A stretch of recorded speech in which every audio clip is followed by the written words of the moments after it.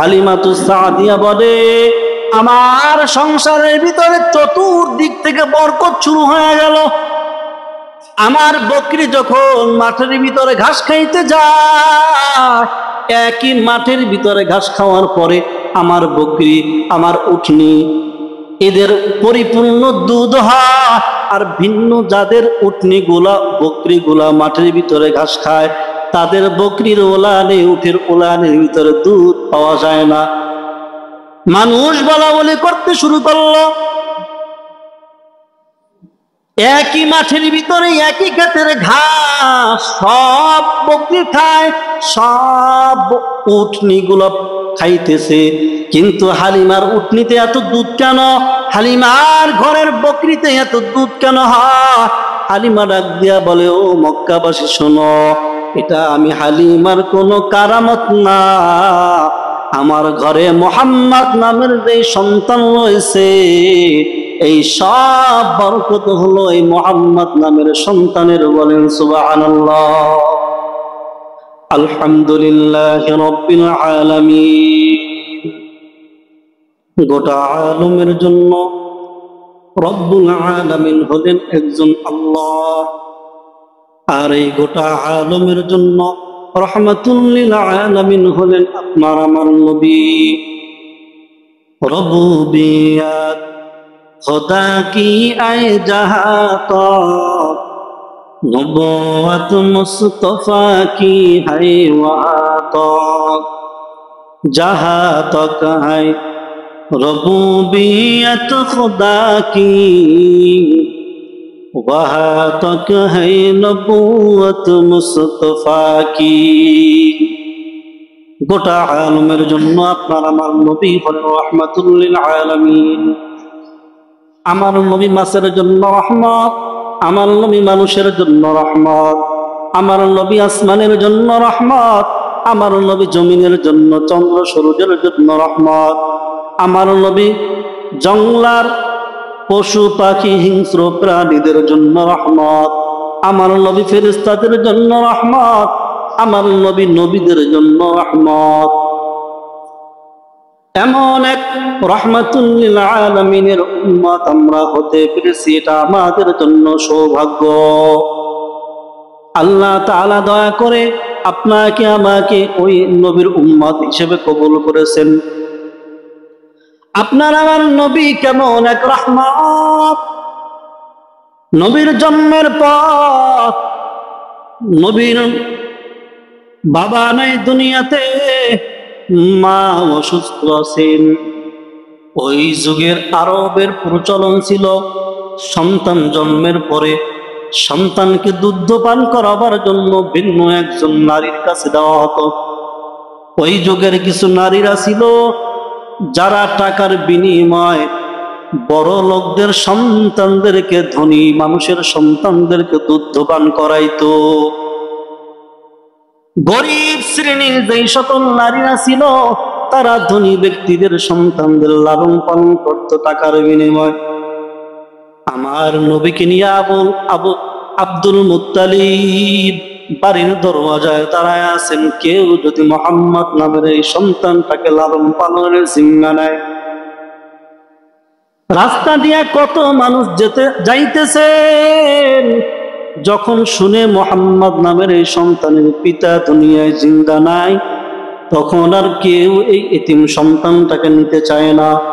যেহেতু সন্তানের বাবা নাই, তাহলে এই সন্তানের ভরণ পোষণ ভালো একটা পাওয়া যাবে না। এই সন্তানকে লালন পালন করলে তেমন কোনো উপঢৌকন পাওয়া যাবে না, এই জন্য কেউ নিতে রাজি হয় না। সর্বশেষ একজন নারী এসে দাঁড়ালো, যেই নারী দেখতে বড় শুকনা, স্বাস্থ্য তেমন ভালো না, যার উটনিও তেমন ভালো না, শুকায়া গেছে না খাইতে খাইতে, যেই উটনির দুধেও তেমন কোনো দুধ নাই ওলানের ভিতরেও। সবার শেষে সন্ধ্যা বেলা তিনি এসে হাজির। হালিমাতুস সাদিয়া নামের ওই আল্লাহর বান্দি সারাদিন কোনো সন্তান না পাইয়া সন্ধ্যাবেলা চিন্তা করলেন, খালি হাতে বাড়ি যাব, তার থেকে এই গরিবের সন্তানটাকে আমি হালিমা নিয়ে যাই। হালিমাতুস সাদিয়া মুহাম্মদ নামের এই শিশু সন্তানটাকে জিম্মাদারি নিয়ে নিলেন। এই সন্তানকে নিয়ে যখন উটের পিঠে উঠলেন, যেই উটের কোনো শক্তি নাই, যেই উট সবার পিছনে চলে, আগে কখনো উঠতে পারে না, কারণ উটনি হলো দুর্বল। মুহাম্মদ নামক এই সন্তানকে নিয়ে হালিমাতুস সাদিয়া যখন উটনির পিঠে উঠলেন বাড়ির দিকে রওনা হওয়ার জন্য, হালিমাতুস সাদিয়া বলে, আমি এই সন্তান নিয়ে যখন সওয়ার হইলাম, আমি তাকায় দেখতেছি আমার যেই উট ছিল দুর্বল, এই উট এমন শক্তিশালী হয়ে গেল। এই উট এখন এত দ্রুত গতিতে চলতেছে, যেই মানুষগুলো আমার বহু আগে রওনা হয়েছে, ওই সকল মানুষদের উটগুলোকে পিছনে ফালাইয়া আমার উট সবার আগে বাড়ির দরজায় পৌঁছে গেছে। বলেন সুবহানাল্লাহ। হালিমা বুঝতে পেরেছে যে এই সন্তান এক বরকতের সন্তান হবে, যে আমার উট থাকে সবার পিছনে, আগে উঠতে পারে না, সেই উট আজকে সবার আগে বাড়িতে। এত শক্তি কোথার থেকে পেল? হালিমাতুস সাদিয়া জানায়, ও দুনিয়ার মানুষেরা শোনো, আমার শরীর অনেক শুকনা রোগাক্রান্ত শরীর, অনেক দুর্বল শরীর, স্তনের ভিতরে তেমন কোনো দুধ নাই। ভিন্ন দিকে আবার আমার নিজেরও একটা সন্তান আছে, নাম হলো আব্দুল্লাহ। বাড়িতে আসার পরে আমি এই মুহাম্মদ নামক সন্তানটাকে যখন আমার স্তনের দুধ পান করার জন্য দিলাম, আমি তাকায় দেখলাম মুহাম্মদ নামের সন্তানটা আমার স্তনের ভিতরে দুধ পান করাবার জন্য যখন মুখটা লাগাইল, হঠাৎ করে আমি অনুভব করলাম আমার দুর্বল শরীরটা কেমন যেন সবল হয়ে গেল।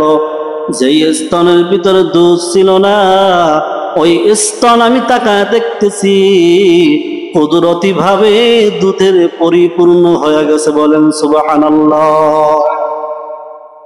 শুধু এখন মোহাম্মদ একলা খায় না, আমার সন্তান আব্দুল্লাহ খায়। আগে আমার সন্তান আব্দুল্লাহ পান করতো, তার পেট ভরতো না। এখন মোহাম্মদ পান করে, আব্দুল্লাহ পান করে, এরপরও শেষ হয় না। শুধু তাই বলে না, তাই না, আমার সংসারের ভিতরে চতুর্দিক থেকে বরকত শুরু হয়ে গেল। আমার বকরি যখন মাঠের ভিতরে ঘাস খাইতে যায়, একই মাঠের ভিতরে ঘাস খাওয়ার পরে আমার বকরি, আমার উটনি, এদের পরিপূর্ণ দুধ হয়। আর ভিন্ন যাদের উটনি গুলা, বকরি গুলা মাঠের ভিতরে ঘাস খায়, তাদের বকরির ওলানে, উটের ওলানের ভিতরে দুধ পাওয়া যায় না। মানুষ বলা বলি করতে শুরু করলো, একই মাঠের ভিতরে একই ক্ষেতের ঘাস সব বকরি খায়, সব উটনি গুলো খাইতেছে, কিন্তু হালিমার উটনিতে এত দুধ কেন? হালিমার ঘরের বকরিতে এত দুধ কেন হয়? হালিমা ডাক দিয়া বলে, ও মক্কাবাসী শোনো, এটা আমি হালিমার কোনো কারামত না, আমার ঘরে মুহাম্মদ নামের যে সন্তান রয়েছে, এই সব বরকত হলো এই মুহাম্মদ নামের সন্তানের। বলেন সুবহানাল্লাহ। এমন এক বরকতের নবী, যেখানে গেছেন সেখানেই বরকত শুরু।